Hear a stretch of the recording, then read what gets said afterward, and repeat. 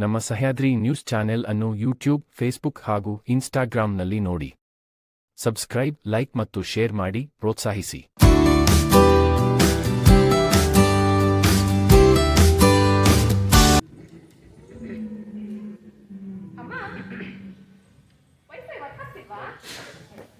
ಈ ಮನೆಯಲ್ಲಿ wifi work ಆಗಲ್ಲ.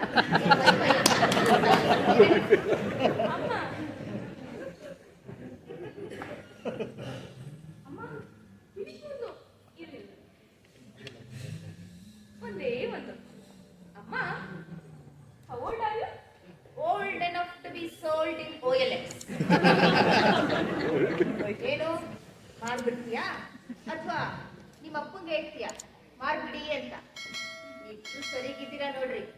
ನಿನಗಂತೂ ನನ್ನ ಮೇಲೆ ಪ್ರೀತಿ ಇಲ್ಲ, ಇನ್ನು ಅವರಿಗೆ ನನ್ನ ಮೇಲೆ ಗೌರವನೇ ಇಲ್ಲ. ಅಯ್ಯೋ ಅಮ್ಮ, ಗೌರವ ಇಟ್ಕೋಬೇಕಾದಳು ನಾನು, ಮಗಳು. ಪ್ರೀತಿ ಇರ್ಬೇಕಾಗಿರೋದು ಅಪ್ಪನ್ಗೆ, ಐ ಮೀನ್ ನಿನ್ ಗಂಡನ್ಗೆ. ನೀನ್ ಕನ್ಫ್ಯೂಸ್ ಮಾಡ್ಕೋಬೇಡ. ನಾನು ಪ್ರಶ್ನೆ ಕೇಳ್ತೀನಿ, ಕರೆಕ್ಟ್ ಉತ್ತರ ಹೇಳ್ತೀಯಾ? ನಿಂಗೆ ನಾನ್ ಬೇಕು, ನಿಮ್ಮಪ್ಪ ಬೇಕು? ಏನಮ್ಮ ಇದು ಕೇಳುವಂತ ಪ್ರಶ್ನೆನಾ? Can I choose one of the two? ಆಗಲ್ಲ ಅಲ್ವಾ? ಒಂದ್ ವೇಳೆ ಆಯ್ಕೆ ಮಾಡ್ಕೊಂಡೆ ಅಂತಾನೆ ಇಟ್ಕೋ, ಅದ್ರಿಂದ ಏನಮ್ಮ ಪ್ರಯೋಜನ ಆಗುತ್ತೆ? ಒಂದು ನಡ್ಸ್ಕೊಂಡ್ರೆ ಇನ್ನೊಂದು ಫ್ರೀ ತಾನೆ. ಬೇಡ ಅದ್ರ ಜೊತೆಗೆ ಇರತ್ತೆ ಬರುತ್ತೆ. ಅಕಸ್ಮಾತ್ ನಾನು ಒಬ್ಳೇ ಇರ್ತೀನಿ ಅನ್ಕೋ, ಅವಾಗ ಒಬ್ಳೇ ಇರ್ತೀಯ? ಅಮ್ಮ, ಅಪ್ಪಗೆ ಡೈವರ್ಸ್ ಕೊಡೋಕ್ಕಾನ? ಹಿಂಗೆ ಡೈವರ್ಸು ಅಲ್ಲ, ಏನು ಅಲ್ಲ, ದಾಂಪತ್ಯ ನಿರ್ಮೂಲನ ಅಂತ ಗೌರ್ಮೆಂಟ್ ಇಂದು ಒಂದು ಹೊಸ ಸ್ಕೀಮ್. ಯಾರು ಬೇಕಾದ್ರೂ ಅಪ್ಲಿಕೇಶನ್ ಹಾಕ್ಬೋದು. ನಾನು ಅಪ್ಲಿಕೇಶನ್ ಹಾಕಿದೆ. ಮೊನ್ನೆ ಇಂಟರ್ವ್ಯೂಗೂ ಕರೆದಿದ್ರು, ಹೋಗಿ ಬಂದೆ. ಇನ್ನೇನು ಇಷ್ಟರಲ್ಲೇ ನನಗೆ ದಾಂಪತ್ಯ ನಿರ್ಮೂಲನದ ಫಲಾನುಭವಿ ನಾನಾಗ್ತೀನಿ. ಅಮ್ಮ, ಏನ್ ಮಾಡೋದಕ್ಕೆ ಹೊರಟಿದ್ಯಾ ನೀನು? ಏನಿದೆಲ್ಲ? ದಾಂಪತ್ಯದ ಮೇಲಿನ ಭಾರನ ಇಳಿಸೋ ಪ್ರಯತ್ನ ಮಾಡ್ತಾ ಇದ್ದೀನಿ. ನನ್ನ ಹೆಗ್ಲ ಮೇಲೆ ಭಾರ ಹೊತ್ಕೊಂಡು ಸಾಕಾಗೋಗಿದೆ. ಈ ನೆರಳಲ್ಲಿ ಬದುಕಿ ತುಂಬಾ ಸಾಕಾಗೋಗಿದೆ. ಇನ್ಮೇಲಾದ್ರೂ ಸೂರ್ಯನ ಕಿರಣಗಳಿಗೆ ನನ್ನನ್ನು ನಾನು ಒಟ್ಕೊಳ್ಬೇಕು ಪ್ರಯತ್ನ ಮಾಡ್ತಾ ಇದ್ದೀನಿ. ಅಯ್ಯೋ ಅಮ್ಮ, ಇದ್ದಕ್ಕಿದ್ದಂಗೆ ಏನಾಯ್ತು ನಿನಗೆ? ಎಲ್ಲ ಉಚಿತವಾಗಿ ಮಾತಾಡ್ತಿದ್ಯಾ ನೀನು? ನನ್ನ ಅಂಗಾಲಿಗೆ ಕಚ್ಚುಗೊಳಿ ಇಟ್ಟರು ನನ್ಗೆ ಯಾವ ಸೆನ್ಸೇಷನ್ನು ಆಗ್ತಾ ಇಲ್ಲ. ನನ್ನ ಸೊಂಟದ ನೆರಿಗೆಗಳು ನನ್ನ ಚರ್ಮದ ಸುಕ್ಕುಗಳು ಅಂತ ನಂಗೆ ತುಂಬಾ ಚೆನ್ನಾಗಿ ಅರ್ಥ ಆಗಿದೆ.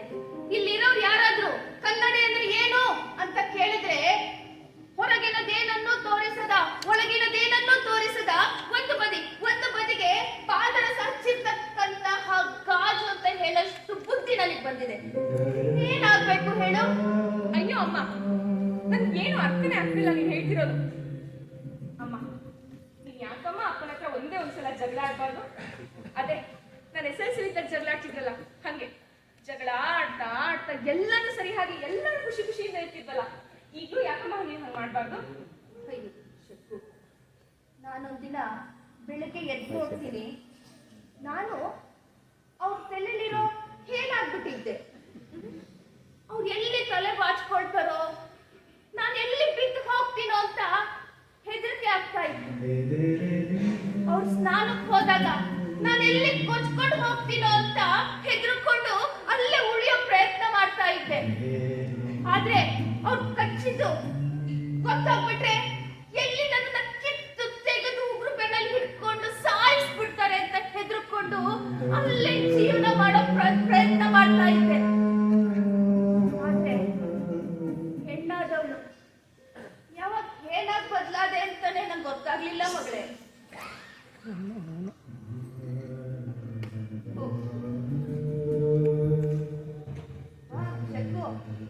ಅಮ್ಮಂಗೆ ಬಿಳಿ ಕೂದಲಾಗಿದೆ ಅಂತ ನಿಮ್ಮ ಅಪ್ಪಂಗೆ ಹೇಳು, ಅವ್ರಿಗೂ ವಯಸ್ಸಾಗಿದೆ ಅಂತ ಗೊತ್ತಾಗ್ಲಿ.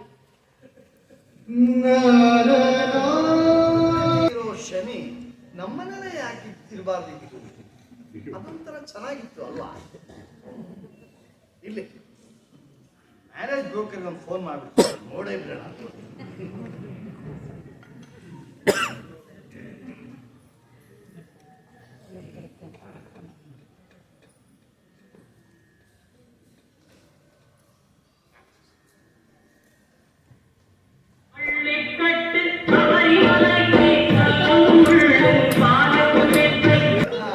ಕನ್ನಡದಲ್ಲಿ ಹೇಳ್ತೀನಿ.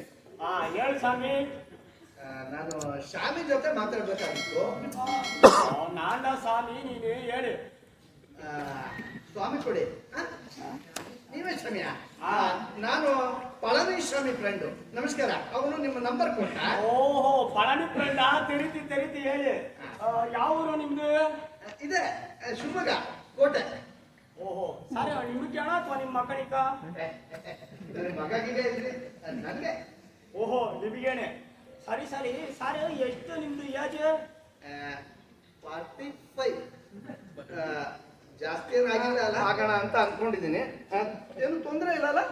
ಇಲ್ಲ, ಪರವಾಗಿಲ್ಲ. ಏನು ನಾಸಿಲ್ಲ ಬಿಡಿ. ನೋಡಿ, ಕಷ್ಟಪಟ್ಟು ದುಡಿಮೆ ಮಾಡಿ ಕೈಗಾಡಿ ನಾವು ಕಾಸು ಆದ್ಮೇಲೆ ಇಂಥದಕ್ಕೆ ಕೈ ಹಾಕ್ಬೇಕು. ಸೋಕಿಗಂತ ಕಟ್ಕೊಂಡ್ರೆ ಬರೀ ಆಸೆ. ಯಾವ ಕಲರ್ ನೋಡ್ತಿದ್ದೀರಿ? ಕಲರ್ ಯಾವ್ದಾದ್ರೂ ಪರವಾಗಿಲ್ಲ, ಆದ್ರೆ ತೀರಾ ಖರಾಬ್ ಕಲರ್ ಬೇಡ. ಅಯ್ಯೋ, ಅದಕ್ಕೆ ಬೇಕು. ಲೈಟು ಸೈನಿಂಗ್ ಆಯ್ತಾ ಇರ್ಬೇಕು. ಚೆನ್ನಾಗಿ ಮಾತಾಡ್ತೀರಿ ಕಣ್ರಿ ನೀವು. ಸರ್, ಲಾಂಗ್ ಹೋಗ್ತಾ ಇರ್ತೀರಾ? ಅದ್ರ ಬಗ್ಗೆ ಏನು ಯೋಚನೆ ಮಾಡಿಲ್ಲ. ಆಮೇಲೆ ಹೋಗ್ಬೇಕು ಅಂದ್ರೆ ಹೋಗ್ಬಿಡೋದೆ. ಹೋಗೋಕ್ಕಿಂತ ಮುಂಚೆ ಅವ್ರಿಗೂ ಒಂದು ಮಾತು ಕೇಳಬೇಕಲ್ಲ. ಸರ್, ಯಾವ ಮಾಡಲ್ ನೋಡ್ತಿದ್ದೀರಿ? ಏನು ಐಡಿಯಾ ಸರ್? ನನಗೇನು ಗೊತ್ತಾಗಲ್ಲ ಕಣ್ರಿ. ಅದು ಒಟ್ಟಿನಲ್ಲಿ ನನಗೆ ಸೂಟ್ ಆಗ್ಬೇಕಷ್ಟೇ. ಕೈ ಕೊಡಬಾರ್ದು, ಟ್ರಬಲ್ ಮಾಡಬಾರ್ದು. ಅಯ್ಯೋ ಸಾರಿ, ಅದೆಲ್ಲ ನಾವು ಹೆಂಗೆ ಮೇಂಟೈನ್ ಮಾಡ್ತೀವಿ ಹಂಗೆ ಹೋಗುತ್ತೆ. ನೋಡಿ ಸಾರಿ, ನಾನು ತುಂಬಾ ವ್ಯಕ್ತಿ. ನಮ್ಮ ಏರಿಯಾದಲ್ಲಿ ಇರೋದಕ್ಕೆಲ್ಲ ನಾನೇ ಕೊಡ್ಸಿರೋದು. ಇದು ಸಾರಿ ಹೇಳ. ಹೋಟೆಲ್ ಇದೆ ಮೇರಿಯಾ? ಓಹೋ, ಓಕೆ ಸರ್. ಇದು ಏನೋ ಹೇಳಕ್ಕೆ ಬಂದೆ ಮರ್ತೋದು. ಜಾತಕ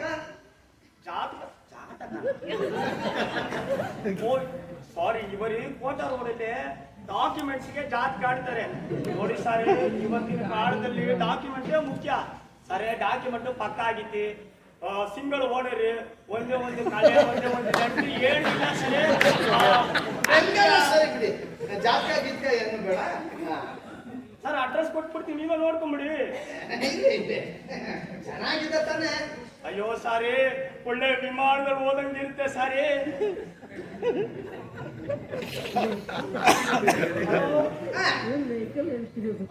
ಹಲೋ, ಹೇಳಿ. ಸಾರಿ, ವಿಮಾನದಲ್ಲಿ ಓದಂಗಿರುತ್ತೆ. ನಾನು ಒಂದ್ಸರಿ ಓಡಿಸಿದ್ದೀನಿ ಸಾರಿ.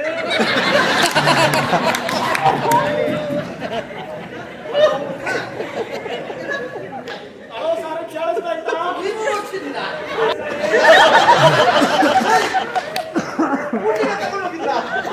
ಯಾರು ನೀವು? ಏನ್ ಮಾತಾಡ್ತಿದ್ದೀರಿ ನೀವು?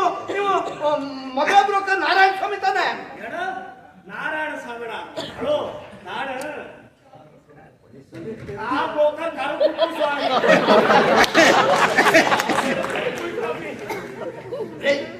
ಇಡ್ಲಿ ಫೋನು. ಆದ್ರೂ ಕುಪ್ಪು ಸ್ವಾಮಿ.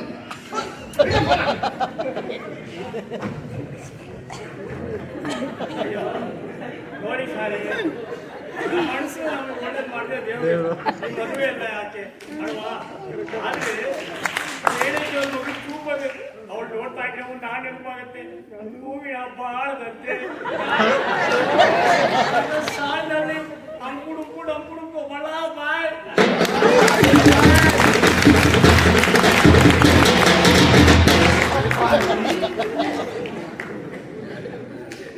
ಒಂದು ರಾಂಗ್ ನಂಬರ್ ಇಂದ ನನ್ನೆಲ್ಲ ಪ್ರಶ್ನೆಗೆ ಸರಿಯಾಗಿ ಉತ್ತರ ಕೊಟ್ಟ. ಆದ್ರೆ ನಂಬರ್ ಮಾತ್ರ ರಾಂಗ್. ಜೀವನ ಒಂದು ಗಾಡಿ, ಗಂಡ ಹೆಂಡತಿ ಎರಡು ಚಕ್ರಗಳು ಅಂತ. ಸದ್ಯ ಒಂದ್ ನಂಬರ್ ವ್ಯತ್ಯಾಸ ಆಗಿದ್ರಿಂದ ನಾನು ಜೀವನ ಇಡೀ ಕಷ್ಟಪಡುತ್ತೋ. ನನಗೆ ಇದೇ ಜೋಡಿ ಸರಿ. ಒಂದೇ ಪರಕೀಯ, ಒಂದೇ ಪರಕಾಯ. ಗೃಹಸ್ಥ ಆಗೋಕ್ಕಿಂತ ಮಧ್ಯಸ್ಥ ಆಗಲೇ ಅನ್ಕೊಂಡವನು ಅಷ್ಟು ಮಾಡಿದ್ರೆ ಹೇಗೆ? ಅಮ್ಮ ನೀನ್ ಎಷ್ಟು ಹೇಟ್ ಮಾಡ್ತಾಳೆ ಗೊತ್ತಪ್ಪ ನಿಂಗೆ. ನಾನು ಜೀವಿಸ್ತಾನೆ ಇಲ್ಲ, ನನ್ಗೆ ನಂದೇ ಆದಂತ ಜೀವನ ಅನ್ನೋದೇ ಇಲ್ಲ. ನಿನ್ನ ಅಪ್ಪ ನೆರಳಲ್ಲಿ ಬದುಕ್ತಿದ್ದೀನಿ ಕಣೆ ನಾನು ಅಂತೆಲ್ಲ ಹೇಳ್ಕೊಂಡ್ರು ನನ್ನ ಹತ್ರ.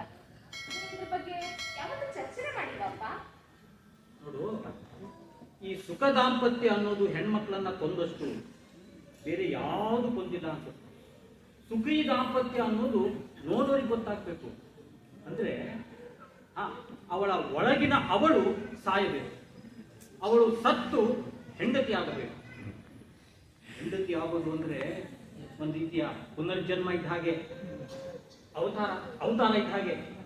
ಈ ಅವತಾರ ಇರ್ತದು ತನಿಗ್ ಬೇಕಾಗಿರೋ ಕೆಲಸ ಮಾಡೋದಕ್ಕಲ್ಲ, ತಾನು ಮಾಡಲೇಬೇಕಾಗಿರೋ ಕೆಲಸ ಮಾಡೋಕೆ. ಅಲ್ಲ ಅಪ್ಪ, ಇಷ್ಟೆಲ್ಲ ಮಾತಾಡೋ ನೀವು ಅಮ್ಮನ ಹತ್ರ ಯಾಕಪ್ಪ ಹಂಗ್ ನಡ್ಕೊಂತೀರಾ? ನೋಡು, ನಾನು ಈಗ ಗಂಡನ ಪಾತ್ರ ಮಾಡ್ತಾ ಇದ್ದೀನಿ. ಈ ಗಂಡನ ಪಾತ್ರಕ್ಕೆ ಹೆಚ್ಚು ಸ್ವಾತಂತ್ರ್ಯ ಇರೋದಿಲ್ಲ. ಒಂಥರ ಈ ಚೌಕಟ್ಟಿನ ಒಳಗಡೆನೇ ಇರ್ಬೇಕಾಗುತ್ತೆ. ನಾವು ದಿವ್ಯ ನಿರ್ಲಕ್ಷ್ಯದಿಂದ ಆಕೆಯ ಸೌಂದರ್ಯವನ್ನ, ಆಕೆಯ ಆತ್ಮ ಸೌಂದರ್ಯವನ್ನ ಮಸುಕಾಗುವಂತೆ ಮಾಡಬೇಕು. ಅದೇ ನಮ್ಮಗಳ ಕರ್ತವ್ಯ. ಅಪ್ಪ, ಅಮ್ಮ ಮತ್ತೆ ನೀವು ಪ್ರೀತಿಯಿಂದ ಮಾತಾಡಿದ್ದನ್ನೇ ನಾನು ನೋಡಿಲ್ಲ. ಯಾವಾಗ ನೋಡಿದ್ರು ಬರೀ ಸಿಡಿಮಿಡಿ ಅಂತಾನೆ ಇರ್ತೀರಾ. ಇವಾಗ್ಲೂ ಕೂಡ ಬರೀ ಜಗಳನೇ ಆಡ್ತಿರ್ತೀರಾ. ಯಾಕಪ್ಪ ಹಿಂಗೆ? ನೋಡು, ಮಕ್ಕಳ ಎದುರುಗಡೆ ಪ್ರೀತಿ ಮಾಡಬಾರ್ದು. ಜಗಳ ಬೇಕಾದ್ರೆ ಆಡ್ಬೋದು. ಗಂಡ ಕುಡ್ಕೊಂಡು ಬಂದು ಹೆಂಡತಿನ ಹೊಡೆಯೋದನ್ನ ಮಕ್ಕಳು ನೋಡ್ಬೋದು. ಆದ್ರೆ ಗಂಡ ಹೆಂಡತಿಗೆ ಮುತ್ತು ಕೊಡೋದನ್ನ ಮಾತ್ರ ನೋಡ್ಲೇಬಾರ್ದು. ಅಂದ್ರೆ ಇದೊಂಥರ ಸಾಮಾಜಿಕ ಪಾಠ ಇದ್ದ ಹಾಗೆ. ಇಲ್ಲಿ ಹೆಣ್ಣು ಮಕ್ಕಳಿಗೂ ಗಂಡು ಮಕ್ಕಳಿಗೂ ಹೇಗೆ ಬದುಕಬೇಕೆಂದು ಹೇಳಿಕೊಡಲಾಗುತ್ತದೆ. ಅಪ್ಪ, ನಿನ್ ಗಂಡನ ತರ ಮಾತಾಡ್ತಿಲ್ಲ ನೋಡು. ಗಂಡ ಕ್ರೂರಿ ಅಂತ ಒಪ್ಕೊಂಡ್ಬಿಡ್ತಾನೆ, ಆದ್ರೆ ಹೆಂಡತಿ ಆದವಳು ಒಪ್ಕೊಳ್ಳೋದೇ ಇಲ್ಲ. ಅವಳು ತನ್ನ ಕ್ರೌರ್ಯವನ್ನ ತನ್ನ ಸೌಂದರ್ಯದಲ್ಲಿ, ತನ್ನ ಕಪ್ಪುಲಾತಿಯಲ್ಲಿ ಮುಚ್ಚಿಡೋಕೆ ಅಂತ ತುಂಬಾ ಪ್ರಯತ್ನ ಮಾಡ್ತಾಳೆ. ಅಪ್ಪ, ಅಮ್ಮ ನಿಮ್ಮನ್ನ ಬಿಟ್ಟು ಹೋಗ್ತಾರಂತೆ, ನನ್ನನ್ನು ಬಿಟ್ಟು ಹೋಗ್ತಾರಂತೆ. ಇದನ್ನ ಹೆಂಗಾದ್ರೂ ಮಾಡಿ ತಡಿಯಕ್ಕಾಗಲ್ವಾ ಅಪ್ಪ ನಿಮ್ಮ ಹತ್ರ?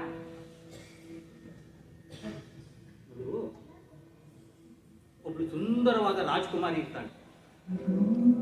ಆ ರಾಜ್ಕುಮಾರಿನ ಒಬ್ಬ ರಾಕ್ಷಸ ಪ್ರೀತಿ ಮಾಡೋಕೆ ಶುರು ಮಾಡ್ತಾನೆ. ನನ್ನನ್ನೇ ಮದುವೆ ಆಗುವಂತ ಪೀಡಿಸಕ್ಕೆ ಶುರು ಮಾಡ್ತಾನೆ. ಆದ್ರೆ ಆ ರಾಜ್ಕುಮಾರಿ ಒಪ್ಕೊಳ್ಳೋದೇ ಇಲ್ಲ. ಕಡೆಗೊಂದು ದಿವಸ ಆ ರಾಕ್ಷಸ ಆ ರಾಜಕುಮಾರನ ಹಾರಿಸ್ಕೊಂಡು 7 ಸಮುದ್ರ ಆಚೆ ಇರೋ ತನ್ನ ಅರಮನೆಯಲ್ಲಿ ಮುಚ್ಚಿರ್ತಾನೆ. ನನ್ನನ್ನು ಮದುವೆ ಆಗುವಂತ ದಿನ ಬಿಡಿಸ್ತಾ ಇರ್ತಾನೆ. ಆದ್ರೆ ರಾಜ್ಕುಮಾರಿಗೆ ಈ ರಾಕ್ಷಸ ಯಾಕೆ ನನ್ನನ್ನು ಪ್ರೀತಿ ಮಾಡ್ತಾ ಇದ್ದೀನಿ ಅಂತ ಹೇಳ್ತಾ ಇಲ್ಲ ಅಂತ ಯೋಚನೆ ಮಾಡ್ತಾಳೆ. ನನಗೆ ಬಿಡುಗಡೆ ಕೊಡು ಅಂತ ಕೇಳ್ತಾ ಇರ್ತಾಳೆ. ಅದಕ್ಕೆ ಆ ರಾಕ್ಷಸ, ನೀನು ಯಾವತ್ತು ನನ್ನನ್ನ ಮದುವೆ ಆಗ್ತೀಯೋ ಅವತ್ತೇ ನಿನಗೆ ಬಿಡುಗಡೆ ಅಂತ ರಾಜ್ಕುಮಾರಿ ಒಪ್ಕೊಳ್ತಾಳೆ. ಮದುವೆನೂ ಆಗೋದು ಆಮೇಲೆ ಅಷ್ಟೇ. ಬಿಡುಗಡೆ ಸಿಕ್ತಪ್ಪ? ಬಿಡುಗಡೆ ಸಿಕ್ತಲ್ಲ. ತಾನು ಸುಂದರವಾದ ರಾಜಕುಮಾರಿ, ಬಲಶಾಲಿಯಾದ ರಾಜಕುಮಾರ ಒಬ್ಬ ಬಂದು ನನ್ನನ್ನು ಹಾರಿಸಿಕೊಂಡು ಹೋಗಿ ಅರಮನೆಯಲ್ಲಿ ವಿಜೃಂಭಣೆಯಿಂದ ಮದುವೆ ಮಾಡ್ಕೋತಾನೆ. ನಾನು ಅಲ್ಲಿಯ ಮಹಾರಾಣಿ ಆಗ್ತೀನಿ ಅನ್ನೋ ಕನಸಿನಿಂದ ಅವನಿಗೆ ಬಿಡುಗಡೆ ಸಿಕ್ತಲ್ಲ. ಮತ್ತೆ ಅವಳಿಗೆ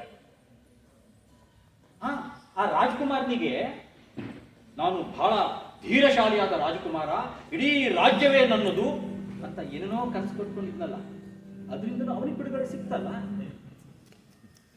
ಅಯ್ಯೋ ಅಪ್ಪ, ಅವ್ನು ರಾಜ್ಕುಮಾರಿನ ಮದುವೆ ಆಗತಾನೆ? ಅಲ್ಲ, ರಾಜ್ಕುಮಾರಿ ಮದುವೆ ಆದ್ಮೇಲೆ, ಆ ರಾಕ್ಷಸನ್ನ ಮದುವೆ ಆದ್ಮೇಲೆ ಅವಳು ರಾಜ್ಕುಮಾರಿಯಾಗಿ ಹೇಗೆ ಉಳ್ಕೊಂಡಿರ್ತಾಳೆ ಹೇಳು? ಮತ್ತೆ ರಾಕ್ಷಸನ ಹೆಂಡತಿ ರಾಕ್ಷಸಿ ಆ ರಾಜ್ಕುಮಾರಿ ಆಗಿದ್ದು ರಾಕ್ಷಸಿನೇ. ನಿಮ್ಮ ಅಮ್ಮ ಆಗಿರೋದು ಅದೇ. ಹಾ, ನೋಡಿ ಅಮ್ಮ, ನಿರ್ಧಾರ ನಿಮ್ಮದು. ದಾಂಪತ್ಯ ಬೇಡ ಅಂದ್ರೆ ಅಪ್ಲಿಕೇಶನ್ ಹಾಕಿ, ಇಲ್ಲ ಅಂದ್ರೆ ಬೇಡ ಬಿಡಿ. ಒಮ್ಮೆ ದಾಂಪತ್ಯ ಬೇಡ ಅಂದ್ರೆ ಮತ್ತೆ ಮದುವೆ ಆಗೋ ಅವಕಾಶ ಇಲ್ಲ. ದಾಂಪತ್ಯದಲ್ಲಿ ಸಿಗೋ ಸುಖನೂ ಸಿಗೋದಿಲ್ಲ, ಆ ರಗಳನೇ ಇರೋದಿಲ್ವಲ್ಲ. ನೋಡಿ, ಯಾವುದಕ್ಕೂ ಯೋಚನೆ ಮಾಡಿ. ಫೋನ್ ಮಾಡಿ ನಿಮ್ಮ ನಿರ್ಧಾರ ತಿಳಿಸಿ. ಗುಣಮಟ್ಟದ ಕಾರಣಕ್ಕಾಗಿ ನಿಮ್ಮ ಕರೆಯನ್ನು ರೆಕಾರ್ಡ್ ಮಾಡಿಕೊಳ್ಳಲಾಗುತ್ತೆ. ಧನ್ಯವಾದ. ಬಂದು ನೋಡಿ ಅಂತ ಹೇಳಿದ್ರಲ್ಲ, ನೋಡ್ತಾ ಇದ್ದೀನಿ. ಅಂದಹಾಗೆ ತಾವು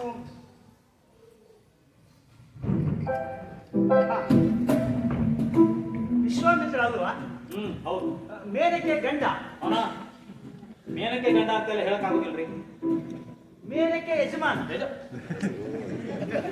ಯಜಮಾನನೂ ಅಲ್ಲ, ಇರ್ಲಿ, ಗಂಡ ಅಂತಾನೆ ಇಟ್ಕೊಳ್ಳಿ. ನಾನು ಯಾಕ್ರಿ ಇಟ್ಕೊಳ್ಳಿ? ಈಗ ಇಟ್ಕೊಂಡಿರೋದೇ ಚುಚ್ಚಕ್ ಶುರು ಮಾಡಿದೆ. ಇರ್ಲಿ. ಈಗ ಇಲ್ಲಿಗೆ ಬಂದ ಕಾರಣ ನಿಮಗೆ ಗೊತ್ತಾಯ್ತಲ್ಲ? ರೀ ಮಿಸ್ಟರ್, ಬರೋಕ್ ಹೇಳಿರೋದು ನೀವು, ನಿಮಗೆ ಗೊತ್ತಿರಬೇಕು. ಅಲ್ಲ, ನಿಮ್ ಹೆಂಡತಿ ಮೇನಕಾ, ಸಾರಿ ಮೇನಕ್ಕೆ ಈ ವಿಚಾರವನ್ನು ನಿಮಗೇನು ಹೇಳಿಲ್ವಾ? ಇಲ್ಲ. ಹೇಳೋದು ನಮ್ಮ ಕರ್ತವ್ಯ. ನಿಮ್ ಹೆಂಡತಿ ಮೇನಕ್ಕೆ ದಾಂಪತ್ಯ ನಿರ್ಮೂಲನೆಗೆ ಅರ್ಜಿ ಹಾಕಿದ್ದಾರೆ. ಅಲ್ಲ ಸರ್, ನಿರ್ಮೂಲನೆ ಮಾಡ್ಕೊಳಕ್ಕೆ ಏನ್ ಉಳ್ಕೊಂಡಿದೆ ಸರ್? ಎಲ್ಲ ನಾವೇ ನಾಶ ಮಾಡ್ಕೊಂಡ್ಬಿಟ್ಟಿದ್ದೀವಿ. Still it should be officially declared dead. ಆದರೂ ಕೆಲವು ಪ್ರಶ್ನೆಗಳನ್ನ ಕೇಳ್ತಾರೆ. Kind of internet. Are you ready? ಹೇಳಿ. Are you okay? ಓಕೆ. ನೋಡಿ, ಈ ಫೈಲ್ನಲ್ಲಿ ನಾನು ನಿಮ್ಮ ಹೆಂಡತಿಗೆ ಕೇಳಿದ ಪ್ರಶ್ನೆಗಳು, ಆಕೆ ನನಗೆ ಕೊಟ್ಟ ಉತ್ತರಗಳು ಎಲ್ಲ ಇವೆ. ಓದಕ್ಕೆ ನಿಮಗೆ ಆಸಕ್ತಿ ಇದೆಯಾ? ಅಗತ್ಯವಿಲ್ಲ. ಅವಳು ಯಾವ್ಯಾವ ಪ್ರಶ್ನೆಗೆ ಏನೇನು ಉತ್ತರ ಕೊಟ್ಟಿದ್ದಾಳೆ ಅಂತ ಆ ನಿಮ್ಮ ಫೈಲ್ ನೋಡದೆ ಹೇಳ್ತೀನಿ ನಾನು. Good good good. Very good. ನೀವು ಮೊದಲ ಸುತ್ತಿನಲ್ಲೇ ಗೆದ್ದಿದ್ದೀರಿ, ವಿಜೇತರಾಗಿದ್ದೀರಿ. ಅದೇ ವಿಶ್ವಾಮಿತ್ರ, ನಿಮಗೂ ನಿಮ್ಮ ಹೆಂಡತಿಗೂ ಯಾಕೆ ಜಗಳ ಆಗ್ತೀರಿ? ಬೆಳಿಗ್ಗೆ ಗಡ್ಡ ಹೆರ್ಕೋತಾ ಇರ್ತೀನಿ, ಅವಳು ಬಿಸಿ ಬಿಸಿ ಕುದಿತಾ ಇರೋ ಕಾಫಿ ತಂದು ಕುಕ್ತಾಳೆ, ತಣ್ಣಗಾದ್ಮೇಲೆ ಕುಡಿತೀನಿ, ಜಗಳ ಆಗುತ್ತೆ. ಅಷ್ಟೇನಾ ರೀ? ಅಷ್ಟೇ ಅಲ್ಲ ರೀ, ಈಗಾಗಲೇ ಹೇಳಿದ ಅರ್ಥ ಆಗ್ತಾ ಇಲ್ವ ನಿಮಗೆ? ನಿಮ್ ಪ್ರಶ್ನೆ ಇದೆ, ಅದು ಕೇಳಿ. ಅಲ್ಲ, ಅಲ್ರಿ ರೇ ವಿಶ್ವಾಮಿತ್ರ, ಈಗ ಅರ್ಜಿನಲ್ಲಿ ನಿಮ್ಮ ಹೆಂಡತಿ, ಅವಳಿಗೊಬ್ಬ ತಂಗಿ ಇದ್ದಾಳೆ, ಎಲ್ಲ ಮಾಹಿತಿ ಕೊಟ್ಟಾರೆ. ಹೌದು ಸರ್, ತಂಗಿ ಇದ್ದಾಳೆ. ಆ ತಂಗಿಗೆ ಒಬ್ಬ ಗಂಡ ಇದ್ದಾನೆ. ಆ ಪುಣ್ಯಾತ್ಮ ಆಫೀಸ್ ಮುಗ್ದಲ್ಲೇ 5 ಗಂಟೆಗೆ ಮನೆಗೆ ಬಂದು ಒಕ್ಕರಿಸ್ತಾನೆ. ನಾನು ಮನೆಗೆ ಹೋಗ್ಬೇಕಾದ್ರೆ ರಾತ್ರಿ 11 ಗಂಟೆ ಆಗುತ್ತೆ. ನನ್ನ ಹೆಂಡತಿ ಬೈತಿರ್ತಾಳೆ, ನಿಮಗೆ ಮನೆ ಮಠ ಏನು ಬೇಡ, ಬರೀ ಫ್ರೆಂಡ್ಸು ಕ್ಲಬ್ ಹೀಗೆ ಕಾಲ ಕಳೀತಾ ಇರಿ ಅಂತ ಅವಳು ಬೈತಿರ್ತಾಳೆ. ನೀವು ಯಾಕೆ 5 ಗಂಟೆಗೆ ಮನೆಗೆ ಹೋಗ್ಬಾರ್ದು? ಹೌದು ಸರ್, ಆ ತಂಗಿ ಗಂಡ 5 ಗಂಟೆಗೆ ಬಂದು ಒಕ್ಕರಿಸ್ತಾನಲ್ಲ, ಆ ತಂಗಿನೂ ಅವಳ ಗಂಡಂಗೆ ಬೈತಾ ಇರ್ತಾನೆ ಸರ್. ಈ ಪುಣ್ಯಾತ್ಮ 5 ಗಂಟೆಗೆಲ್ಲ ಮನೆಗೆ ಬಂದ್ಬಿಡ್ತಾನೆ. ಮನೆಗೆ ಬಂದು ಬಿಸಿ ಬಿಸಿ ಬಜ್ಜಿ ಮಾಡ್ಕೊಡು, ಉಪ್ಪಿಟ್ಟು ಮಾಡ್ಕೊಡು, ಕಾಫಿ ಮಾಡ್ಕೊಡು ಅಂತ ತಲೆ ತಿಂತಿರ್ತಾನೆ ಅಂತ ಅವಳು ಬೈತಿರ್ತಾಳೆ. ಇರ್ಲಿ ಬಿಡಿ. ರೀ ವಿಶ್ವಾಮಿತ್ರ, ನಿಮ್ ಹೇಳ್ತೀನಿ ಕಂಡ್ರೆ ನಿಮಗೆ ಏನ್ ಅನ್ಸುತ್ರಿ? ಅವಳು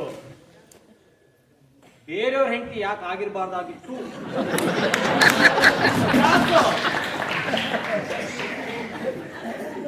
ಯಾಕ್ರಿ?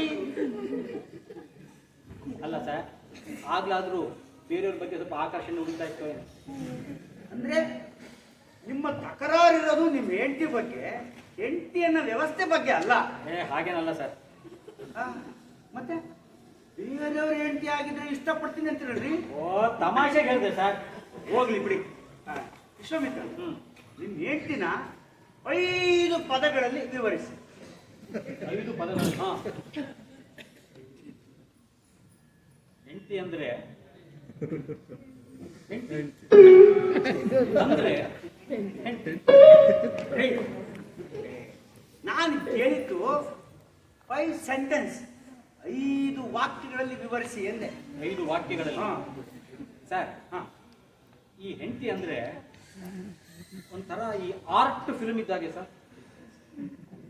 ನೀತಿ ಚೆನ್ನಾಗಿರುತ್ತೆ, ಅರೆ ನೀತಿನೇ ಅರ್ಥ ಆಗೋದಿಲ್ಲ. ಅಥವಾ ಈ ಒಂಥರ ಈ ನವ್ಯ ಕವನ ಇದ್ದಾಗೆ ಸರ್. ಭಾಷೆ ಚೆನ್ನಾಗಿರುತ್ತೆ, ಭಾವ ಅರ್ಥ ಆಗೋದೇ ಇಲ್ಲ ಸರ್. ಅಥವಾ ಹೆಂಗೆ ಹೇಳ್ಬೇಕು, ಈ ದುಡ್ಡು ಕೊಟ್ಟು ಕುಡಿಯೋ ನೀರು ತಗೊಳ್ತೀವಲ್ಲ ಹಾಗೆ ಸರ್. ಅದೇಂಗೆ ಅಂದ್ರೆ ದುಡ್ಡು ಕೊಟ್ಟು ನೀರು ತಗೊಂಡ್ರೆ ಮಾತ್ರ ಪ್ಯೂರ್ ಅಂತ ತಿಳ್ಕೊಳ್ತೀವಲ್ಲ ಹಂಗೆ ಸರ್. ಹೆಂಡತಿ ಅಂದ್ರೆ ಒಂಥರ ಹಳೇ ಫ್ಯಾನ್ ಇದ್ದಂಗೆ ಸರ್.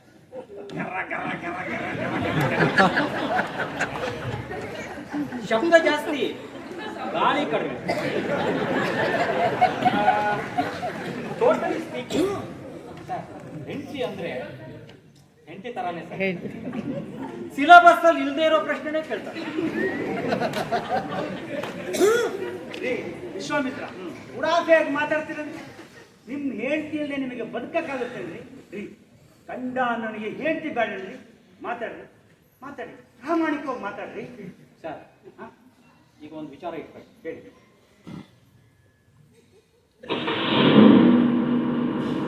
ಈ ಡ್ರೈವಿಂಗ್ ಕಲಿತಾ ಇರ್ಬೇಕಾದ್ರೆ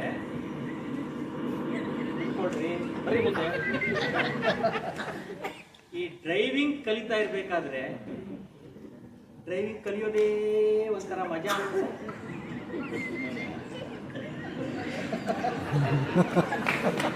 ಹಂಗಂತ ಡ್ರೈವರ್ ಕೆಲಸನೇ ಸಿಕ್ಬಿಟ್ರೆ ಬೇಜಾರಾಗಲ್ಲೇನ್ರಿ? ರೇಷ್ ಅನ್ಕೋದಿಲ್ಲೇನ್ರಿ? ಸಾಕ್ ನಿಲ್ಸಿ ಸಾರ್. ನಿಮ್ಮ ಮಾತು ಕೇಳ್ತಾ ಇದ್ರೆ ನಾನೇ ಕನ್ವಿನ್ಸ್ ಆಗೋಗ್ಬಿಡ್ತೀನಿ ನಿಮಗೆ. ನೋಡಿ, ಈ ದಾಂಪತ್ಯ ಯೋಜನೆಯ ಲಾಭನ ನಾನ್ ತಗೊಳಕ್ ಬರಲ್ರಿ. ನಮ್ ಕಷ್ಟ ಯಾರಿಗೆ ಹೇಳೋಣ? ನೋಡಿ ಸರ್, ಅದೇನೋ ಗೊತ್ತಿಲ್ಲ, ನಿಮ್ಮ ಸರ್ಕಾರದವರಂತೂ ಈ ಒಂದು ಸ್ಕೀಮ್ ಅನ್ನ ಲಾಂಚ್ ಮಾಡಿ ನಮ್ಮಂತವರಿಗೆ ತುಂಬಾ ತುಂಬಾ ಉಪಕಾರ ಆಗಿದೆ. ನಾನು ಬರ್ತೀನಿ ಸರ್.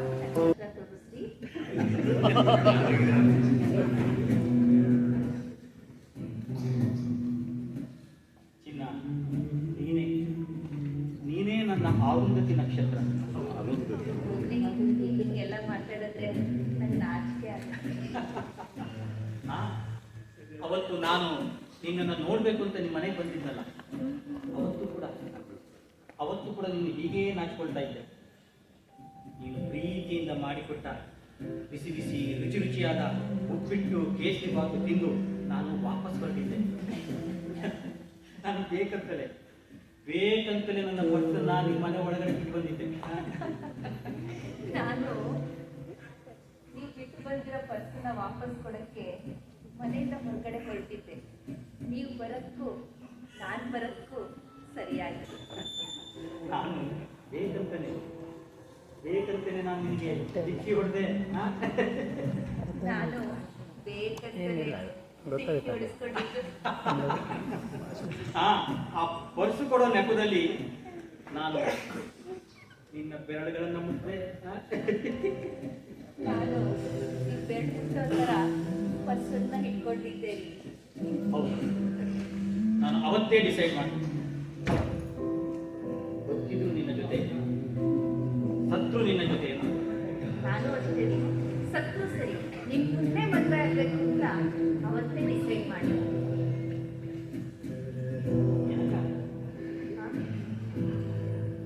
ಒಂದು ಮಾತು ಹೇಳಿ, ನೀನು ನನಗೆ ಸಿಕ್ಕಿರೋದು ನನ್ನ ಪೂರ್ವ ಜನ್ಮದ ಪುಣ್ಯ. ನಿನ್ನ ಜೊತೆ ನೆಮ್ಮದಿಯಿಂದ ಇದ್ದು ಯಾವಾಗ ನನಗೂ ಅಷ್ಟೇ. ಒಡವೆ, ವಜ್ರ, ವೈಡೂರ್ಯ, ಇರೋ ದೊಡ್ಡ ಮನೆ, ಕಾರು ಎಲ್ಲ ಎಲ್ಲ ಕೊಟ್ಟಿದ್ದೀರಾ. ನಂಗೆ ಇನ್ನೇನು ಬೇಕಾಗಿಲ್ಲ. ಸಾಯೋವರೆಗೂ ಹೀಗೆ ನಿಮ್ಮ ಜೊತೆ ಸಂತೋಷವಾಗಿ ಬಿಡ್ತೀನಿ. ನಿಜ ಸಾಯೋ ಮಾತೆಲ್ಲ ಯಾಕೆ? ಸಾಯೋ ಮಾತಾಡುವಾಗ ನಾಳೆ ನಾವಿಬ್ರು ಬೆಳದಿಂಗಳು ಕೊಡಕ್ ಹೋಗೋಣ. ಆಗ್ಬೇಕು. ಇಲ್ಲೇ ಇಲ್ಲೇ ನೋಡೋಣಲ್ಲ. ಟೆರೆಸ್ ಮೇಲೆ ಹೋಗೋಣ. ಆ, ಚಂದ್ರ ಇಷ್ಟಗ್ಲ ನಗ್ತಾ ಅರಳ್ತಾ ಇರ್ತಾನೆ. ಆಗ ನಾನಲ್ಲಿ ಕಾಲು ಚಾಚಿ ಕೂತಿದ್ದೆ.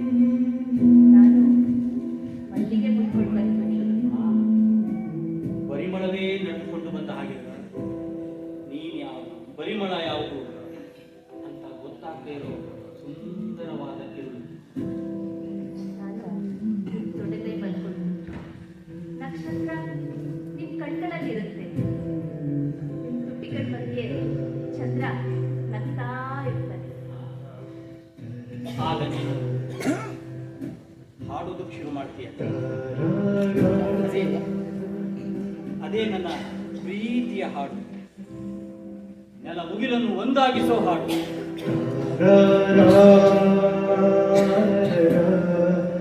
ಆ ಹಾಡಲ್ಲಿ ನಾನು ಹಾಗೆ ತೇಲಿ ಹೋಗ್ತಾ ಇರ್ತೀನಿ.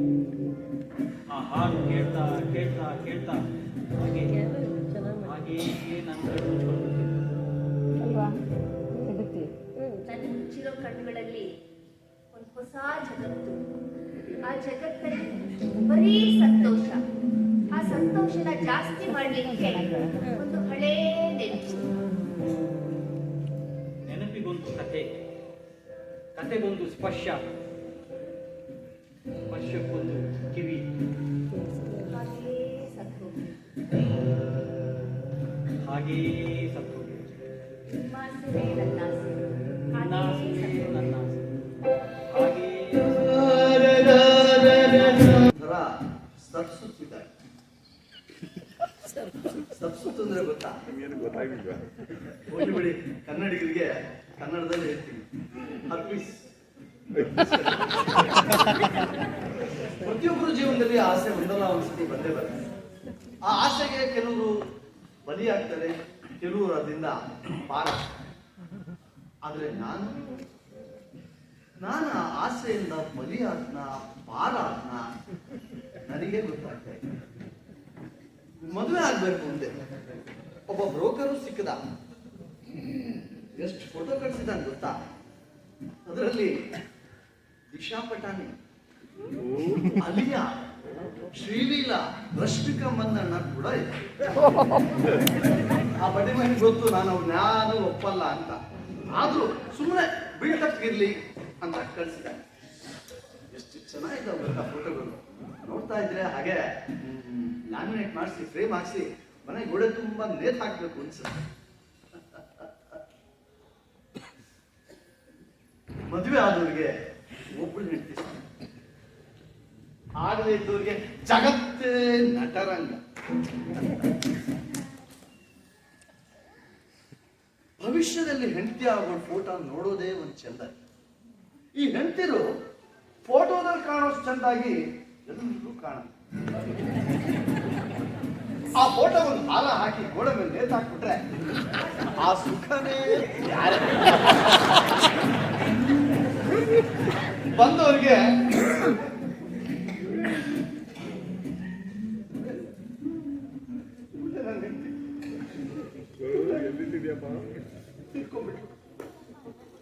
ತೀರ್ಕೊಂಡ್ಬಿಟ್ಲು ಅಂತ ಭಾವುಕವಾಗಿ ಹೇಳ್ಬೋದು. ಬಂದೋನ್ ಗಂಡಸಾಗಿದ್ರೆ ಆ ಫೋಟೋನ್ಗೂ ನನ್ಗೂ ನೋಡಿ ನಿಮ್ಗೆ ಎಷ್ಟು ಪುಣ್ಯವಂತ ಅನ್ಕೊಂತ ಮನಸ್ತಾರೆ. ಎದುರಿಗೆ ಹೇಗೆ ಹೇಗೆ ಸತ್ತೋದು ಅಂತ ಕೇಳ್ತಾರೆ. ಏನೇ ಹೇಳಿ, ಗಂಡಸಾದ್ಮೇಲೆ ಒಬ್ಬ ಫೋಟೋದಲ್ಲಾಗ್ಲಿ ಫ್ರೇಮಲ್ಲಾಗ್ಲಿ ಒಬ್ಬ ಹೆಂಡತಿ ಇರ್ಬೇಕು.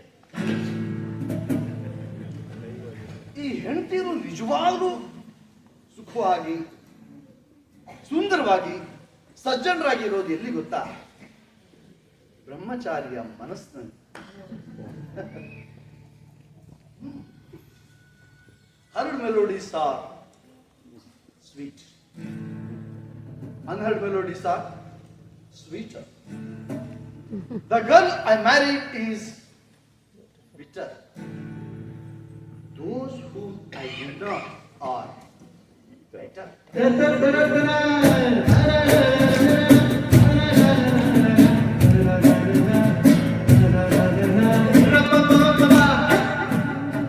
ತಮ್ಮ ಅಹವಾಲುಗಳನ್ನು ದಾಂಪತ್ಯದ ಕಹಿಯಾದ ಗಳಿಗೆಗಳನ್ನು ತಾವು ದಿಟ್ಟತನದಿಂದ ಎದುರಿಸಿದ್ದೀರಿ ಎಂಬುದನ್ನು ಸಮಿತಿ ಮನಗಂಡಿದೆ.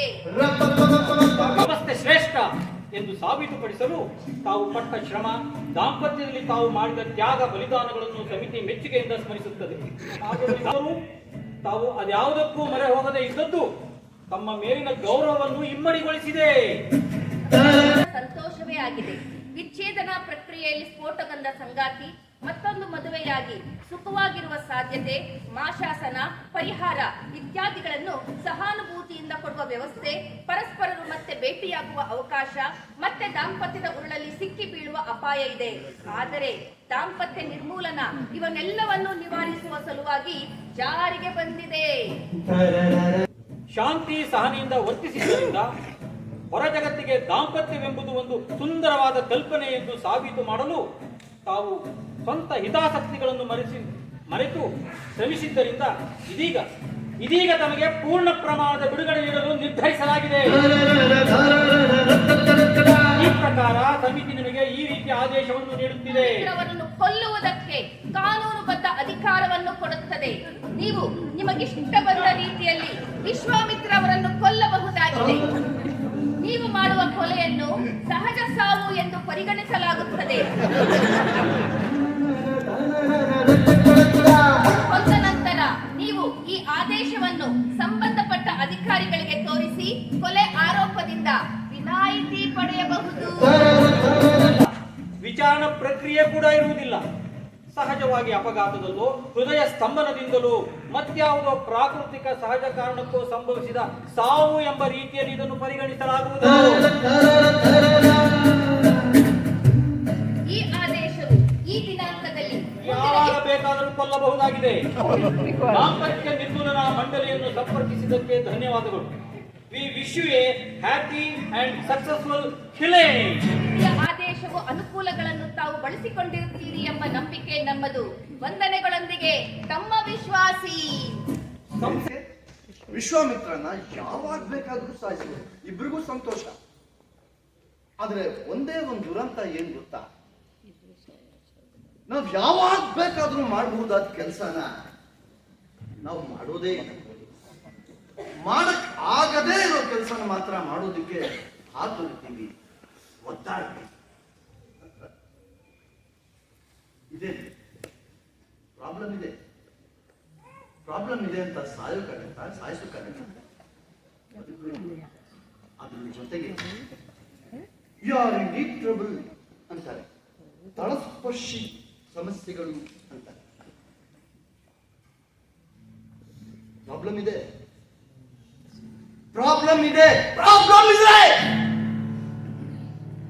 ಹೆಂಡತಿ ಜಗಳ ಆಡ್ಕೊಂಡು ಮನೆ ಬಿಟ್ಟು ಹೋಗಿದ್ದಾಳೆ.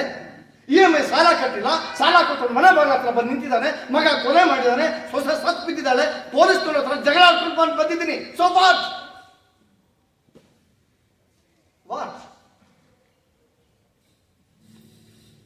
ಪರಿಹಾರ ಬೇಕಾ?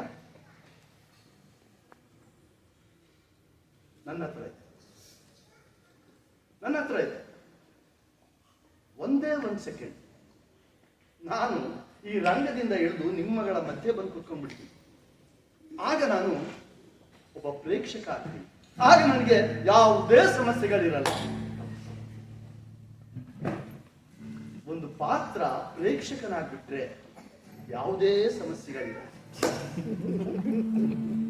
Preserve your all problems in alcohol.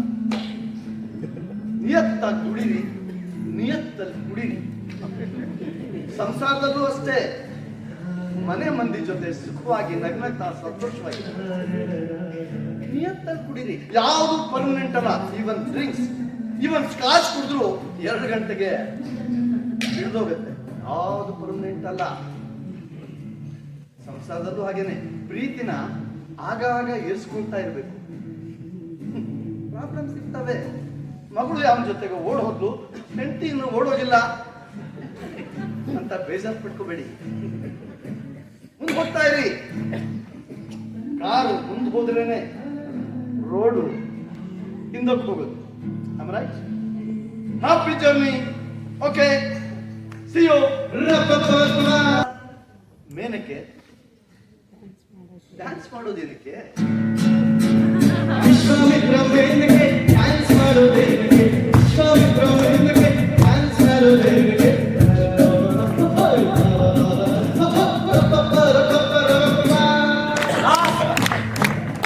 But not the least. ಹೊರಡಿ ಡ್ಯಾನ್ಸ್ ಮಾಡ್ಕೊಂಡು Give him a big hand. The director, S.R. Alaswamy.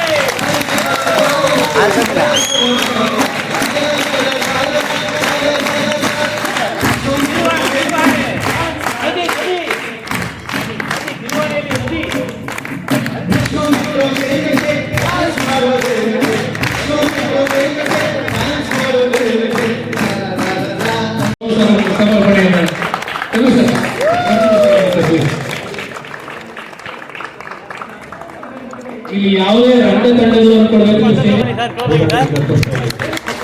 ಇದು ಶಿವಮೊಗ್ಗ ಮಹಾನಗರ ಪಾಲಿಕೆ ಶಿವಮೊಗ್ಗ ದಸರಾ ಪ್ರಯುಕ್ತ ಆಯೋಜನೆ ಮಾಡ್ತಾ ಇರ್ತಕ್ಕಂಥ ಇವತ್ತಿನ ದಿನದ ರಂಗ ದಸರಾದ 6ನೇ ಕಾರ್ಯಕ್ರಮ ಈಗ ಮುಕ್ತಾಯ ಆಗಿರೋದು. ಬೆಳಗಿನಿಂದ ಬೀದಿ ನಾಟಕ ಸರಿಗೆ ನಾವು ಧನ್ಯವಾದ ಅರ್ಪಿಸ್ತಾ ಇದ್ದೇವೆ. ನಾಳೆ